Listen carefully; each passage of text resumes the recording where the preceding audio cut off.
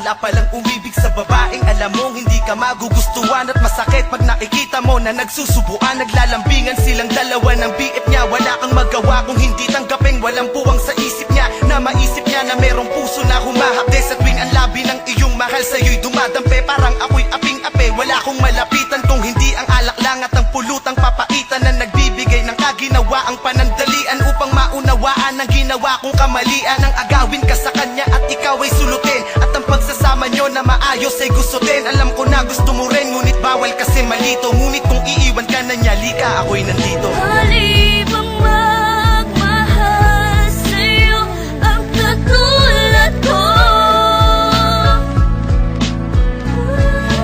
Kahit pa na alam ko may nagmamay-ari sa'yo.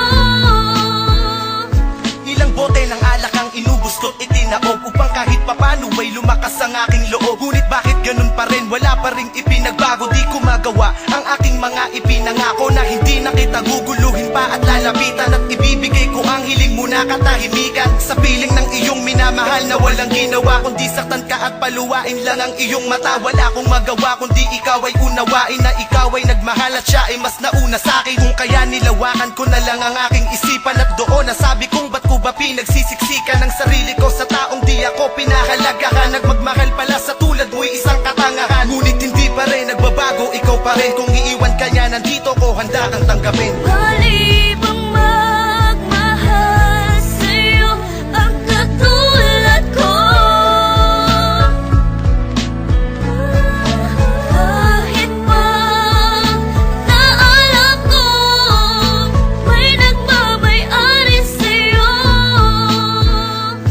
Mabigat man ang problema na sa'kin ay dumaan, mahirap man kailangan kong bitawan upang gumaan. Yan ang aral na natutunan ko buhat ng matauhan, dahil pala sa'kin kayong dalawa'y nagkatampuan. Kung kaya iiwas na ako, yun na ang aking pasya. Wala nang magsasabi sa iyo nang iwan mo na siya. Wala nang magdetect sa'yo gabi-gabi bago matulog. Di na magsasabi ng banging ka ba kasi nahulog na ako sa'yo. Wala na sa iyo nga aligay, pag magmumura ka wala nang tatapik sa iyong bibig. Sa tuwing magkikita tayo, di na ako sa'yo lalapit. Pag sa text hindi na tayo magtatawagan ng pangit. Kahit parang dinudurog sa sakit, nilalabanan dahil sa aking kamalian, eto ko ginagabaan. Sana'y